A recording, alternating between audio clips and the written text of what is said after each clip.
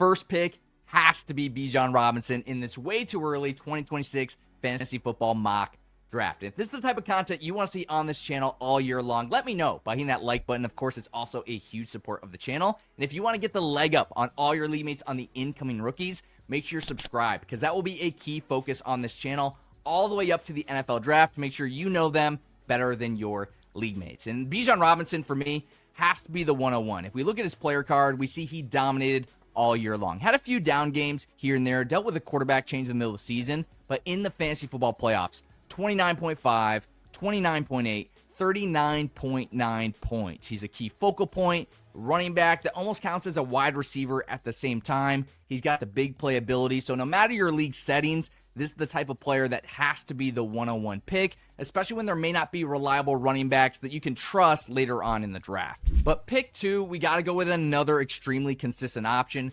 Puka Nacua. I'm assuming at this point Matt Stafford will be back. We'll have to see how that plays out. If Matt Stafford's not back, this may change, which is another reason you want to be subscribed, because we will update this in free agency, trades, retirements. But the points here, the targets, it's absolutely unreal. This 46.5 point week in week 16 cost me my fantasy championship. I was in the finals against another team. The consistency, the unstoppability, the inevitability of Puka Nacua makes him a perfect and easy pick. Pick 3, and this is someone that some of you guys may not agree with, so let me know down in the comments, but I like Jamar Chase.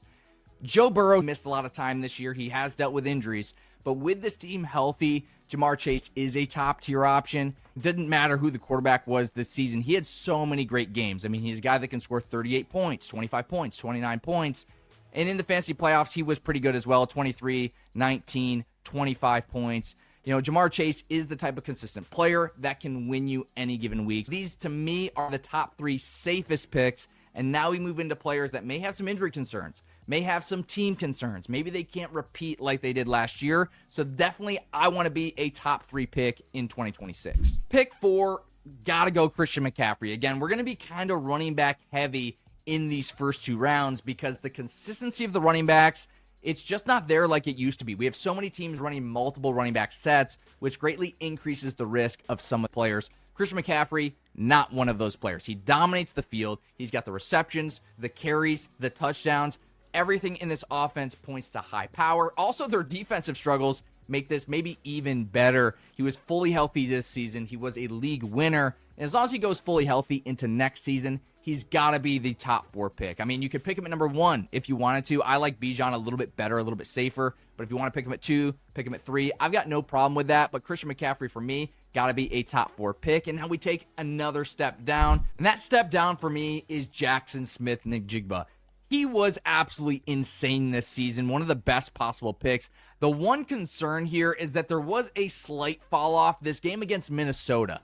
They kind of showed the strategy to hold him back a little bit. And, you know, he did drop 28 points, 18 points, 26, 16 points. It just wasn't as good as the beginning of the season. They also could lose their offensive coordinator, Clint Kubiak. And if he leaves, things could change a little bit in this offense. I don't think it gets any better for JSN, right? It can really only get worse, which is why I would prefer a top 4 pick. Now, let me know where you guys would take Gibbs. I wasn't sure if I want to take him here, take him next. Some of you may want to take him earlier. He's definitely going to be a polarizing player heading into 2026. The problem here is that the Lions were just inconsistent this season. They can't block up the middle. They lost Frank Ragnow. He retired. That was a huge loss for this team. They did deal with some other injuries, but Jahmyr Gibbs, he was just a little bit too inconsistent for me. In the fantasy playoffs, for example, 9.8 points, 6.4 points. So that means if you drafted Gibbs, you probably did not win your championship unless you got carried by some other players, because this is absolutely unacceptable for a fantasy football championship if you want to get the W. He also has the huge games, 38 points, 55 points. It's hard to deny a player like Gibbs, but with the Lions' inconsistency and their inability to run, I do see him as a slightly riskier option. You know, that boom bust, that did cost you a fantasy championship in 2025, so I don't trust him any higher than pick 6 in 2026. And the player that I was considering drafting over him was Achane. So the main reason here, when we look at the player card, there's no red. He was extremely consistent. And in the fantasy football playoffs, 18, 18, 14, he definitely helped you a lot more than Jahmyr Gibbs did in the fantasy football playoffs. The Miami Dolphins, they're going to look different next year. No Tua, no Mike McDaniel. It's going to be a different team, but Achane's still going to be the backbone of the team. I see him as a really safe pick heading into 2026. And if the Dolphins are even a little bit better, a little bit more efficient, a little bit stronger on offense, he could be a league winner from pick 7. That's why I was considering him putting at pick 6, but Gibbs, with his receiving floor that he did see most of the season, I put him slightly higher. We keep the run on running backs going. The wide receivers, I again think we can wait a little bit longer on.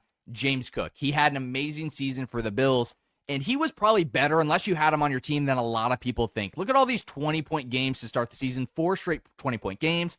Had a few bad games, then dropped 33, 13, 10, some more 20-point games. No, he wasn't great in Week 17. A little bit disappointing for the championship, but he definitely got you there. 31 points against the Patriots in Week 15, 26 points against the Browns in Week 16. So this is the type of player, he's young, healthy, high-scoring offense that loves to run the football. This is a guy I think has to be a first-round pick next season. Now, Achane, I think more consistent, Gibbs more upside, but James Cook, first rounder for me with the Bills. Again, going to be one of the highest scoring teams. Number 9, I've got Jonathan Taylor. And some of you may want to take him sooner than this. But the problem that I saw that maybe a lot of people that didn't have Jonathan Taylor didn't notice or maybe weren't following as closely. But when he started to face the good teams, when he faced the Steelers, when he faced the Chiefs, when he faced Houston, when he faced Jacksonville and Seattle, he just wasn't as great. We see at the back half of the season, yeah, the Atlanta game was insane. But other than that, he was a pretty mediocre RB. This is more like RB2 plus, bottom end RB1 numbers towards the end of the season. Now, they're going to play some easy teams like they did at the start of last year. They played Miami, they played the Raiders, they played the Cardinals, they played the Titans, and that was when he was really dominating. I know Daniel Jones went down. Daniel Jones is expected to be back next year, but he is slightly riskier when they play those tougher matchups. We're going to have to see how the schedule lays out. If he's got an easy fantasy football playoffs, maybe I'll draft him a little bit higher, but if he has tougher teams at the end of the season again, like he did this year, I don't know if we can fully trust him in the fantasy football playoffs like he let us down a little bit this year. Another maybe controversial pick, number 10, I've got Amon-Ra St. Brown. The consistency is what I'm really looking at here because you can debate between a bunch of players in this zone, but he has the opportunity to drop huge points like he did 39 points here, a lot of 20-point games. In the fantasy football playoffs, he scored 41 in Week 15, but then he got injured, dealt with injury in the fantasy football playoffs, so I'm not even going to hold those games against him too much. This is the type of guy that can score you huge points, extremely consistent, high-scoring offense that's going to need to pass. Again, the Lions have struggled in the run game a little bit this year. That's why Amon-Ra St. Brown, he goes ahead of CeeDee Lamb, who's battling with George Pickens. He's way ahead of Justin Jefferson, who you can't trust his QB play. This is probably the sweet spot for Amon-Ra St. Brown, just like it has been in past years, as a consistent option, good upside. This may be a shocker to some of you, but I love Chase Brown. Again, if you didn't have him on your team, you may not have noticed how good this guy was to end the season. When Joe Burrow came back, look at these points. 18, 18, 16, 32, 29. This guy was absolutely electric. Even 19 points in Week 18 with Joe Burrow at quarterback. This is one of the reasons he was one of my favorite picks going into 2025, and he absolutely paid off, is that he gets the receiving work. He gets the touchdown work. He's a great option for this high-scoring team that has a terrible defense.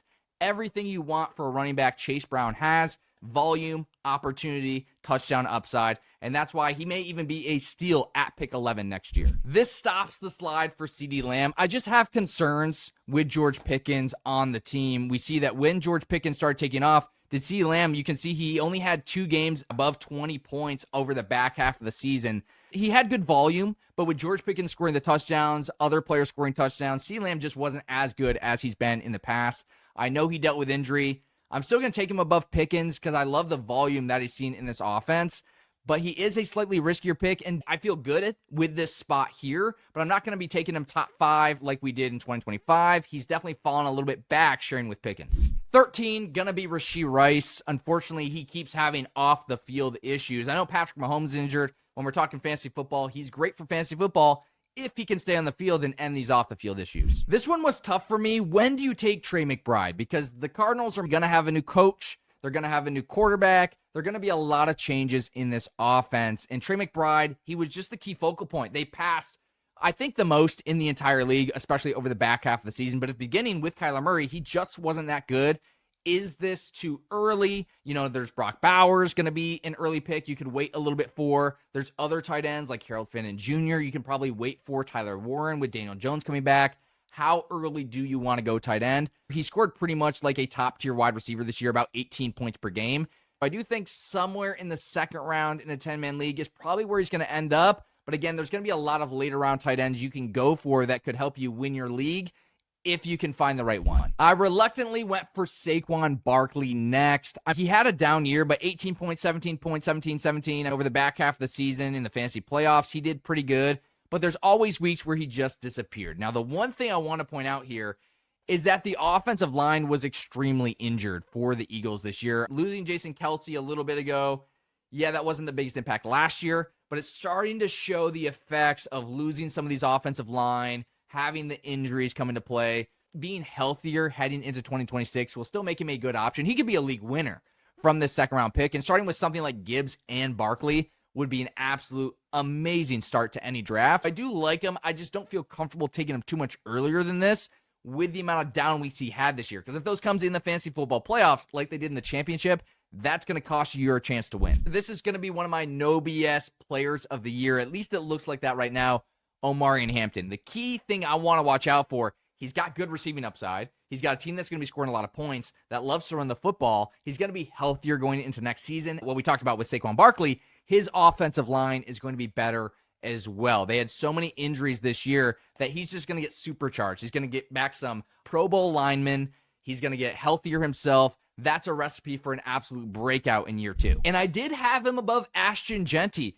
The Raiders are a bit of a mess. They have some high draft picks. They'll probably get Mendoza. And again, if you guys want to know more about these rookies, make sure you're subscribed. We will be talking about the incoming rookie class, their impact on fantasy football, doing some rookie draft, talking some dynasty on the Raiders. There's just not as much scoring upside as there is for the Chargers, as there is for the Eagles. So that's why he goes back a little bit further. He did have some big games at the end of the year, but a lot of that had to do with a couple big plays. That also cost me my fantasy championship against that guy. He had Puka, he had Ashton Genty, he had Jared Goff. He had like the players that went nuclear in week 16. It was a 10-man league. That was our championship week. Genty had 2 huge plays against the Texans, but a lot of the season he had down weeks because the Raiders just can't move the ball. It's someone to watch out for. I think he will be a deal in the second round, but I think other people, they're going to be taking him a little bit too early. Another maybe surprising take here, but I do like Josh Jacobs, another player that should come into next season healthier. And the Green Bay Packers, they love to run the ball in the red zone, and some people say he doesn't look great. Some people say he's a touchdown merchant. Well, that's what you get fantasy points for, scoring touchdowns. A player like Jacobs, who is extremely consistent all year, has good touchdown upside, is the type of player who's a solid core piece of your lineup in the second round. Another maybe surprise here, but check out Chris Olave. And if you guys did not have him on your team, you may not have known this, but look at how he closed out the season. 20 points, 36 points, 26 points. This is the type of player with Tyler Shuck who's getting the volume he needs to dominate. Look at this target share, 13, 9, 8, 14, 10, 11, 10. It doesn't matter who the quarterback was. They know to get Chris Olave the ball. He finally had a semi-healthy season, and he was absolutely incredible for fantasy football. And I know Justin Jefferson hasn't been picked yet. I know Nico Collins hasn't been picked yet, but the Saints do have something that's going pretty well for them, and Chris Olave is a true dominant wide receiver one on a team that is now getting him the ball. And now the final pick of the video. If you guys enjoyed this video, again, let me know what you would change. If you like these mock drafts, we will keep doing them, so hit that like button. Subscribe if you are new here. I can't wait to go through this 2026 fantasy football journey with you to help you get ahead of your league mates and get wins. This is going to be a big change, this next pick, compared to what I've done in the past. But I am tired of going for late quarterback and it not paying off. The people who it paid off for last year, it was awesome. But if you drafted Bo Nix, he was up and down. If you drafted Caleb Williams, he was up and down. When he faced easy matchups, he was great. When he faced bad matchups, he wasn't that great. I am trying to get myself a solid quarterback one heading into 2026, so I don't even have to worry about it. I give myself that advantage, and I am confident, and I think we can do it together, find amazing values at running back and wide receivers like we did last year in the later rounds. So I'm going to go with Josh Allen at pick 20 and set myself up with an amazing quarterback.